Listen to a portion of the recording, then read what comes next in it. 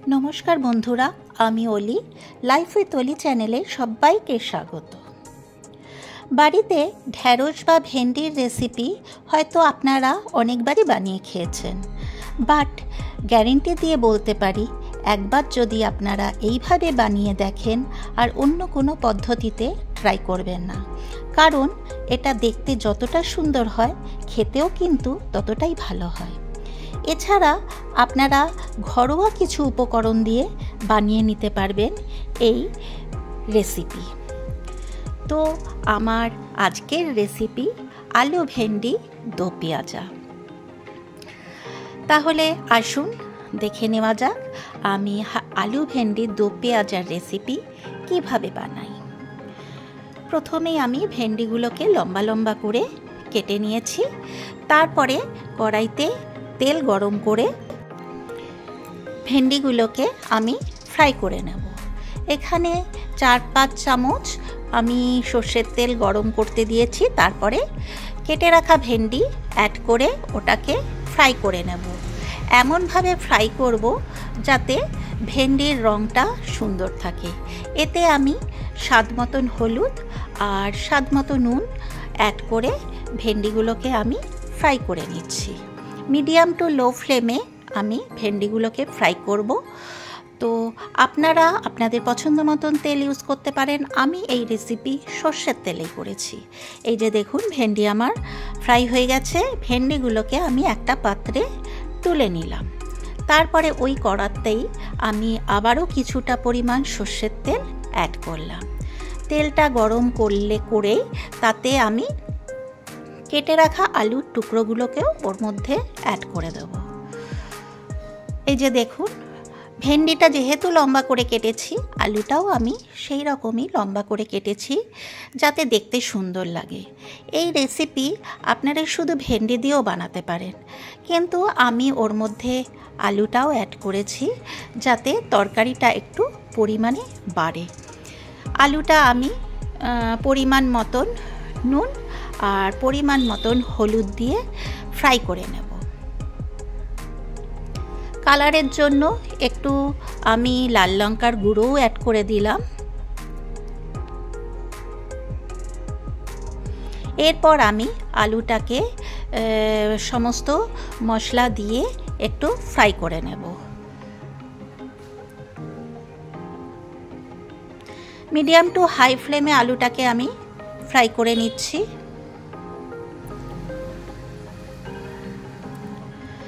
आलू आमार फ्राई হয়ে গেছে।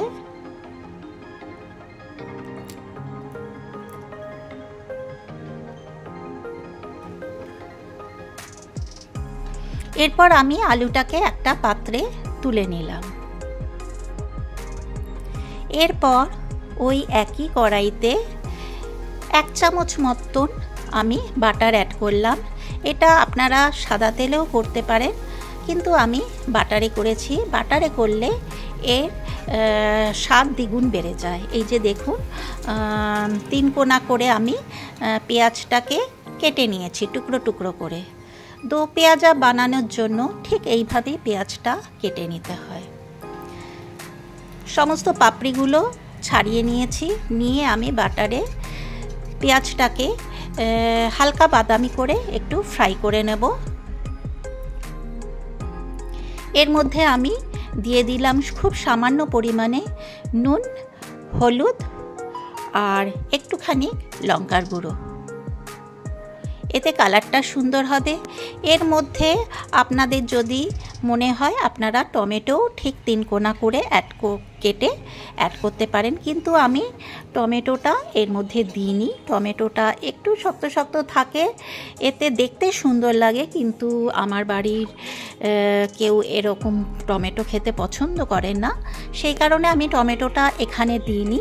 তো আপনাদের যদি মনে হয় তাহলে আপনারা টমেটোটাকেও পেঁয়াজের মতন করে 3 কোনা করে কেটে অ্যাড করতে পারেন। আবারও আমি কড়াইতে তেল গরম করলাম, করে ওতে 3টে শুকনো লঙ্কা, 2টো এলাচ, দারচিনি, লবঙ্গ সব কিছু ফোড়নে দিয়ে দিলাম।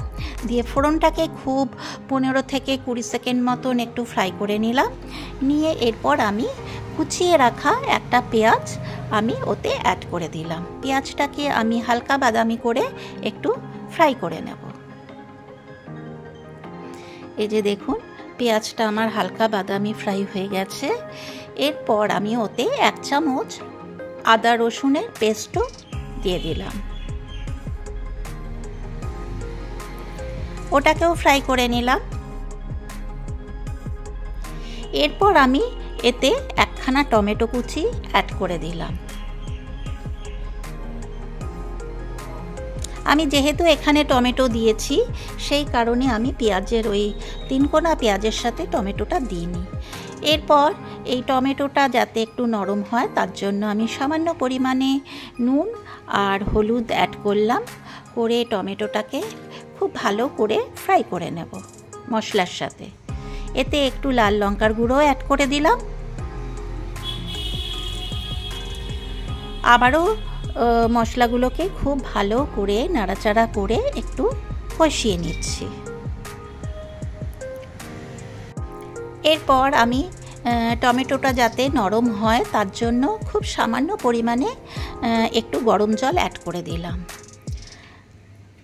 যাতে টমেটোটা সুসেদ্ধ হয়ে যায় আর খুব ভালো করে কষা হয়। যত বেশি ভালো কষা হবে খেতে তত বেশি ভালো হবে। এরপর এতে 1 চামচ ধনের গুঁড়ো আর 1/2 চামচ জিরা পাউডার আমি ওর মধ্যে অ্যাড করে আবারও মশলা খুব ভালো করে কষিয়ে নেব।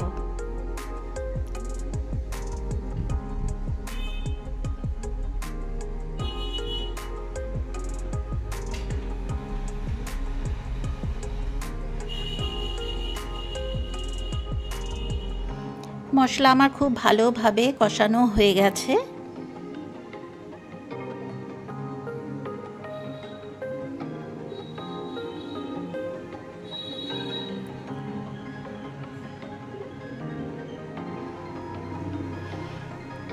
এরপরে আমি ওতে 1 চামচ চিনিও অ্যাড করে দিলাম।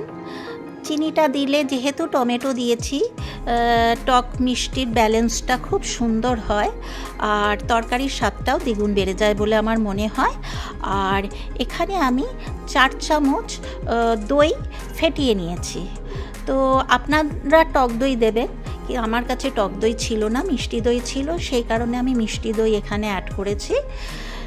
তো আপনারা যেটা পছন্দ করবেন সেটাই দিতে পারেন। দইটাকে ভালো করে ফেটিয়ে নিয়ে অ্যাড করলে দইটা কেটে যাবে না। এরপর আমি মশলাটা মিনিট 2-3-এর জন্য ঢাকা চাপা দিয়ে একটু কুক হতে দিয়েছিলাম। এরপর আমি ফ্রাই করে রাখা আলুটাও ওর মধ্যে অ্যাড করে আবারও খুব ভালোভাবে মশলার সাথে মিশিয়ে ঢাকা চাপা দিয়ে কুক হতে দিলাম। মিনিট 5-7 আমি আলুটাকে কুক হওয়ার জন্য দিয়েছি। 5-7 মিনিট পর আমি ঢাকাটা খুলে আবারও আলুটাকে খুব ভালো করে নাড়াচাড়া করে দেখে নিলাম যে আলুটা সেদ্ধ হয়েছে কিনা। আমার আলু 80% সুসেদ্ধ হয়েছে।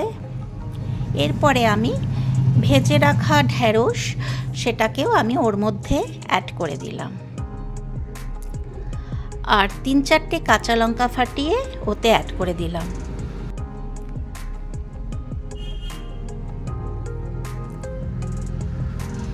আবারও খুব ভালো করে ভেন্ডি আলু সব কিছু ভালো করে নাড়াচাড়া করে কুক হতে দিচ্ছি।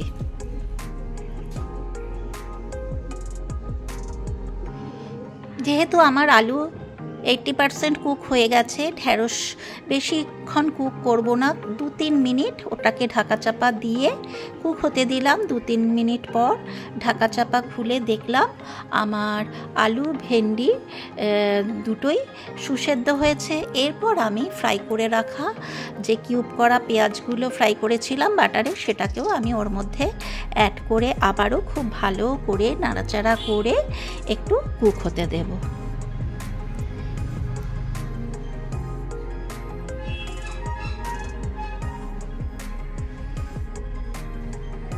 এই যে দেখুন আমার আলু ভেন্ডি দো পেঁয়াজা অলমোস্ট রেডি হয়ে গেছে। আপনাদের এই রেসিপি যদি ভালো লেগে থাকে অতি অবশ্যই আমার মতন করে একবার বাড়িতে ট্রাই করে দেখতে পারেন। আশা করি আপনাদের ভালোই লাগবে। আমি একটা সার্ভিং ডিশে এই আলু ভেন্ডি দো পেঁয়াজার রেসিপি সার্ভ করছি। তো আমার আলু ভেন্ডি দো পেঁয়াজা রেসিপি একদম রেডি। তো কেমন লাগলো অতি অবশ্যই একটা কমেন্ট করে জানাতে ভুলবেন না।